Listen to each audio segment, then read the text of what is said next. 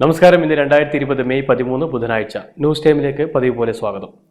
വന്ദേ ഭാരത് മിഷന്റെ ആദ്യഘട്ടം നാളെ അവസാനിക്കുകയാണ്. മെയ് 7 ആരംഭിച്ച ആദ്യഘട്ടത്തിൽ 12 രാജ്യങ്ങളിൽ നിന്നായി 64 വിമാന സർവീസുകളാണ് ഉൾപ്പെട്ടിരുന്നത്. 15,000-ഓളം പേരാണ് ആദ്യഘട്ടത്തിൽ നാട്ടിലെത്തിയത്. രണ്ടാം ഘട്ടം മെയ് 16 മുതൽ 22 വരെയാണ് ഉണ്ടാവുക. ഇതിൽ 31 രാജ്യങ്ങളിൽ നിന്നായി 149 വിമാന സർവീസുകൾ ഉണ്ടാകും. 31 വിമാന സർവീസുകൾ കേരളത്തിലേക്കാണ്. 30,000 പേരെയാണ് രണ്ടാം ഘട്ടത്തിൽ നാട്ടിലെത്തിക്കുക. എയർ ഇന്ത്യ എക്സ്പ്രസ് വിമാനങ്ങളാണ് വന്ദേ ഭാരത് മിഷനിൽ പങ്കെടുക്കുന്നത്. അതേസമയം വിവിധ എംബസികളിൽ തങ്ങളുടെ പേരുകൾ നൽകി കാത്തിരിക്കുന്നവരുടെ എണ്ണം ദിനംപ്രതി വർദ്ധിച്ചു വരികയാണെന്ന് അറിയുന്നു. മുൻഗണനാ പട്ടികയിൽ ഇടം പിടിക്കുന്നതിനെ പറ്റിയുള്ള വിവാദങ്ങളും ഏറി വരികയാണ്. രണ്ടാം ഘട്ടത്തിലെ പട്ടിക തയ്യാറാക്കൽ കുറെ കൂടി സുതാര്യമാക്കണമെന്നും ആവശ്യമുയരുന്നുണ്ട്. അതേസമയം പ്രവാസി കൂട്ടായ്മകൾ ഇവിടെ കുടുങ്ങിക്കിടക്കുന്നവരെ നാട്ടിലെത്തിക്കാൻ ചാർട്ടേഡ് ഫ്ലൈറ്റുകൾ അടക്കമുള്ള കാര്യങ്ങൾ തയ്യാറാക്കാനുള്ള ആലോചനകളിലാണ്. ഇതിന്റെ അനുമതി എത്രയും പെട്ടെന്ന് ലഭിക്കുമെന്ന വിശ്വാസത്തിലാണ് ഇവർ. ദുബായിൽ നിന്നും റിപ്പോർട്ടുമായി ഒത്തുചേരുകയാണ് സോണിയ. ഇന്ത്യൻ പ്രവാസികളുടെ മടക്കയാത്ര രണ്ടാം ഘട്ടത്തിൽ യുഎഇയിൽ നിന്ന് കേരളത്തിലേക്ക് 6 വിമാനങ്ങളെന്ന് പ്രാഥമിക വിവരം.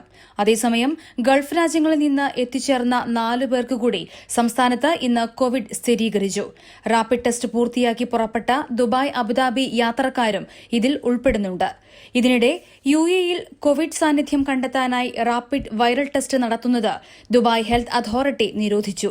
ഈ പരിശോധനയിൽ 30% കൃത്യത മാത്രമാണ് ലഭിക്കുന്നത് എന്ന കാരണത്താലാണ് പുതിയ നടപടി. അതേസമയം രാജ്യത്തെ വിമാനത്താവളങ്ങളിൽ നടത്തിവരുന്ന IgM, IgG ടെസ്റ്റുകൾക്ക് വിലക്കില്ല. പ്രത്യേക സാഹചര്യത്തിൽ യുഎഇ വിമാനത്താവളങ്ങളിലൂടെ സഞ്ചരിക്കുന്ന എല്ലാവരും ഈ പരിശോധനകൾ നടത്തേണ്ടതുണ്ട് എന്നും അധികൃതർ വ്യക്തമാക്കി. ഇതിനിടെ പ്ലാസ്മ തെറാപ്പിയെ പ്രോത്സാഹിപ്പിക്കുന്ന നടപടികളും അധികൃതർ നടത്തുന്നുണ്ട്. യുഎഇ ഹെൽത്ത് അതോറിറ്റിയും രാജ്യത്തെ മറ്റ് പൊതു ആരോഗ്യ വിഭാഗങ്ങളും ചേർന്നാണ് പുതിയ ചികിത്സാരീതി പരീക്ഷിച്ചു വരുന്നത്. ഇതനുസരിച്ച് കോവിഡ് രോഗം ഭേദമായവരിൽ നിന്നും 3 ഡോസേജ് വരെയുള്ള ബ്ലഡാണ് കളക്ട് ചെയ്യുന്നത്. രോഗം ഭേദമായി 14 ദിവസങ്ങൾ കഴിഞ്ഞവരുടെ രക്തമാണ് പുതിയ ചികിത്സയ്ക്കായി സ്വീകരിക്കുന്നത്. കൃത്യമായ ഉപാധികളോടെയും നിബന്ധനകളോടെയുമാണ് പരിശോധനകൾ നടത്തുക. സോണിയ, ദുബായ്. ഫീൽഡ് സർവേ കൂടുതൽ ഭാഗങ്ങളിലേക്ക് വ്യാപിച്ചതോടെ സൗദി അറേബ്യയിൽ ദിവസേന കോവിഡ് സ്ഥിരീകരിക്കുന്നവരുടെ എണ്ണത്തിൽ വൻ വർധനവ്. ഇന്ന് പുതുതായി 1965 പേർക്ക് വൈറസ് ബാധ സ്ഥിരീകരിച്ചു. രാജ്യത്ത് 44,830 പേർക്കാണ് ഇതുവരെ കോവിഡ് ബാധിച്ചത്. 2 സൗദി പൗരന്മാരും 7 വിദേശികളുമടക്കം 9 പേർ കൂടി മരണത്തിന് കീഴടങ്ങി. മക്കയിലും ജിദ്ദയിലുമാണ് മരണം സംഭവിച്ചത്. ഇതോടെ രാജ്യത്തെ മരണസംഖ്യ 273 ചികിത്സയിലുള്ള 147 പേർ ഇപ്പോഴും അതീവ ഗുരുതരാവസ്ഥയിലാണ്. അതേസമയം ഇവിടെ രോഗമുക്തി നേടിയവരുടെ എണ്ണം 17,622. ഖത്തറിൽ കോവിഡ് ബാധിതരുടെ എണ്ണം കൂടിയ തോതിൽ തന്നെ തുടരുകയാണ്. പുതുതായി 1,390 പേർക്കാണ് രോഗബാധ സ്ഥിരീകരിച്ചത്. ഇതോടെ രോഗം സ്ഥിരീകരിക്കപ്പെട്ടവർ 26,539. ആകെ അസുഖം ഭേദമായവർ 3,143. 14 പേരാണ് ഇവിടെ കോവിഡ് ബാധിച്ച് ഇതുവരെ മരണപ്പെട്ടത്. ഇന്ന് വൈകുന്നേരം 7 മണിവരെയുള്ള റിപ്പോർട്ട് പ്രകാരം ബഹ്റിനിൽ ഇന്ന് മാത്രം 249 പേരിലാണ് പുതുതായി കോവിഡ് ബാധ സ്ഥിരീകരിച്ചത്. ഇതിൽ 164 പേരാണ് വിദേശികൾ. മരണസംഖ്യ 9. ആകെ 2,02,967 പേരെ പരിശോധിച്ചപ്പോൾ 3,576 പേരാണ് ഇപ്പോൾ വിവിധ ക്വാറന്റൈൻ സെന്ററുകളിൽ ചികിത്സയിൽ കഴിയുന്നത്. ഇവിടെ 2,195 പേർ രോഗമുക്തി നേടി. കുവൈത്തിനുള്ള വാർത്തയുമായി ഒത്തുചേരുകയാണ് ഷൈനി ഫ്രാങ്ക്. പ്രവാസികളെ നാട്ടിലേക്ക് തിരിച്ചു കൊണ്ടുപോകുന്ന വന്ദേ ഭാരത് ദൌത്യത്തിൽ കുവൈറ്റിൽ നിന്ന് ഇന്ന് 2 വിമാനം ഇന്ത്യയിലേക്ക്. ഒന്ന് 183 യാത്രക്കാരുമായി കോഴിക്കോട്ടേക്കും മറ്റൊന്ന് 131 യാത്രക്കാരുമായി ബോംബെയിലേക്കുമാണ്. കുവൈറ്റിലെ ഡിപ്പോർട്ടേഷൻ കേന്ദ്രത്തിൽ കഴിഞ്ഞിരുന്ന ഇന്ത്യക്കാരുമായി മറ്റു 2 വിമാനങ്ങളാണ് ഇന്ത്യയിലേക്ക് പുറപ്പെട്ടിരിക്കുന്നത്. കുവൈറ്റ് ഗവൺമെന്റാണ് ഇവരെ നാട്ടിലെത്തിക്കുന്നത്. മധ്യപ്രദേശിലെ ഇൻഡോറിലേക്കാണ് 2 വിമാനങ്ങളും. കുവൈറ്റിലെ നാടുകടത്തൽ കേന്ദ്രത്തിലെ 234 ഇന്ത്യക്കാരാണ് 2 ഫ്ലൈറ്റുകളിലായി പുറപ്പെട്ടിരിക്കുന്നത്. ഇന്ത്യയിലെ വിവിധ സംസ്ഥാനങ്ങളിലെ പ്രവാസികളെയാണ് നാട്ടിലെത്തിക്കുന്നത്. കേരളത്തിൽ നിന്നുള്ളവരും ഇതിൽ ഉൾപ്പെടും. രാജ്യത്ത് പൂർണ്ണ കർഫ്യൂ നിലവിൽ വന്നതിനെ തുടർന്ന് സർക്കാർ സേവനങ്ങൾ മുഴുവനും ഈ സർവീസ് വഴിയാക്കി. നിരവധി മന്ത്രാലയങ്ങളുടെ വെബ്സൈറ്റിൽ സജ്ജീകരിച്ച പുതിയ പേജ് വഴിയാണ് ഈ സർവീസ് നടപ്പിലാക്കിയിരിക്കുന്നത്. രാജ്യത്തെ ഒട്ടുമിക്ക സർക്കാർ സേവനങ്ങളും ഓൺലൈൻ സംവിധാനത്തിലേക്ക് മാറ്റുക വഴി ഇ ഗവേണിംഗ് മേഖലയിൽ വൻ കുതിച്ചുചാട്ടമാണ് കുവൈറ്റ് നടത്തിയിരിക്കുന്നത്. 30-ലേറെ വകുപ്പുകളാണ് കമ്പ്യൂട്ടർ നെറ്റ്വർക്ക് വഴി ബന്ധിപ്പിച്ചിരിക്കുന്നത്. കൊറോണ ഭീഷണിയുടെ പശ്ചാത്തലത്തിൽ സാമൂഹ്യ അകലം പാലിക്കുവാനും പ്രതിരോധ നടപടികൾ സ്വീകരിക്കുവാനും കഴിഞ്ഞതിന്റെ ചാരിതാർത്ഥ്യത്തിലാണ് കുവൈറ്റ്. കൊറോണ ചികിത്സയിലായിരുന്ന പയ്യന്നൂർ സ്വദേശി മരണപ്പെട്ടു. പയ്യന്നൂർ കവ്വാലയിലെ അക്കാളത്ത് ഗഫൂർ 32 വയസ്സാണ് ഇന്ന് കാലത്ത് ഫർവാനി ആശുപത്രിയിൽ വെച്ച് മരണമടഞ്ഞത്. കൊറോണ വൈറസ് ബാധിച്ച് 4 ദിവസമായി ഫർവാനി ആശുപത്രിയിൽ ചികിത്സയിലായിരുന്നു. ഫർവാനിയ ദജീജിലെ സ്വകാര്യ സ്ഥാപനത്തിലെ ജീവനക്കാരനായിരുന്നു. ഒളവറ അക്കാളത്ത് അബ്ദുറഹിമിന്റെയും ഫാത്തിമയുടെയും മകനാണ്. 3 മലയാളികളുടെ മൃതദേഹം കൂടി ഇന്ന് നാട്ടിലേക്ക്. കോഴിക്കോട് കണ്ണഞ്ചേരി സ്വദേശിനി ചെട്ടിയാങ്കണ്ടി ശ്രീജകുമാരി 55 വയസ്സ്, പത്തനംതിട്ട മല്ലപ്പള്ളി ആനിക്കാട് സ്വദേശി കല്ലംപറമ്പിൽ പ്രിൻസ് മാത്യു ജോസഫ് 33 വയസ്സ്, തൃശൂർ അമ്മാടം സ്വദേശി വിൽസൺ പൈലി 42 വയസ്സ് എന്നിവരുടെ മൃതദേഹമാണ് ഇന്ന് നാട്ടിലോട്ട് കൊണ്ടുപോയിട്ടുള്ളത്. കുവൈറ്റിൽ കഴിഞ്ഞ 24 മണിക്കൂറിനുള്ളിൽ 751 പുതിയ കൊറോണ വൈറസ് കേസ് കൂടി റിപ്പോർട്ട് ചെയ്തതായി ആരോഗ്യ മന്ത്രാലയം അറിയിച്ചു. ഇതിൽ 233 ഇന്ത്യക്കാരും 103 സ്വദേശികളും 72 ബംഗ്ലാദേശികളും 193 ഈജിപ്ഷ്യൻസും ബാക്കിയുള്ളത് മറ്റു രാജ്യക്കാരുമാണ്. ഇതോടെ കുവൈറ്റിൽ കൊറോണ വൈറസ് ബാധിച്ചവരുടെ എണ്ണം 11,028 ആയതായി ആരോഗ്യ മന്ത്രാലയം അറിയിച്ചു. ഇന്ന് 7 മരണം റിപ്പോർട്ട് ചെയ്തിട്ടുണ്ട്. 4 PM ന്യൂസിന് വേണ്ടി കുവൈറ്റിൽ നിന്നും ഷൈനി ഫ്രാങ്ക്. കോവിഡ് പ്രതിസന്ധികളിൽ നിന്നും കരകയറാൻ ചെറുകിട ഇടത്തരം സംരംഭങ്ങൾക്കായി പ്രത്യേക പദ്ധതികൾ പ്രഖ്യാപിച്ച് കേന്ദ്ര ധനകാര്യമന്ത്രി നിർമ്മല സീതാരാമൻ. ചെറുകിട ഇടത്തരം സംരംഭങ്ങൾക്കായി ഈടില്ലാതെ 3 ലക്ഷം കോടി വായ്പ നൽകും. 4 വർഷമാണ് കാലാവധി. 100 കോടി രൂപ വരെ വിറ്റുവരവുള്ള സ്ഥാപനങ്ങൾക്കാണ് വായ്പ ലഭിക്കുകയെന്നും നിർമ്മല സീതാരാമൻ പറഞ്ഞു. To build a very self-reliant India, and that's where this whole initiative is called as Atmanirbhar Bharat Abhiyan. Intention is to build brands. Intention is also to take local brands and build them to a global level.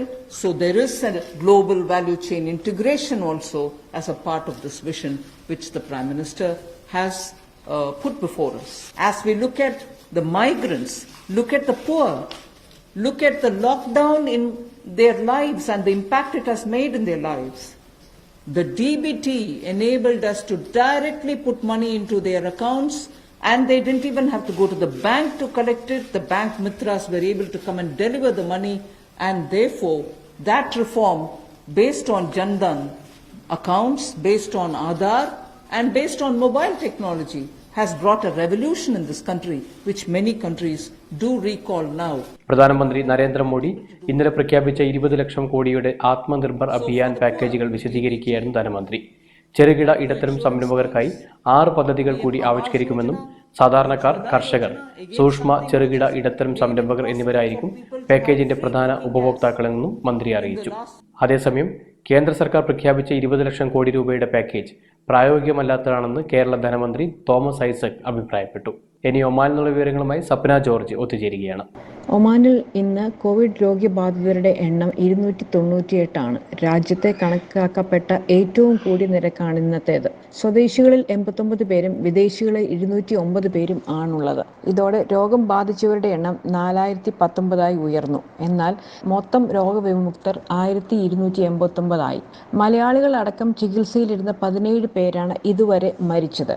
ഇതാണ് Covid രോഗബാധയെക്കുറിച്ചുള്ള വിവരങ്ങൾ. വാർത്തകളുമായി മസ്കറ്റിൽ നിന്ന് Sapna അനുബി George.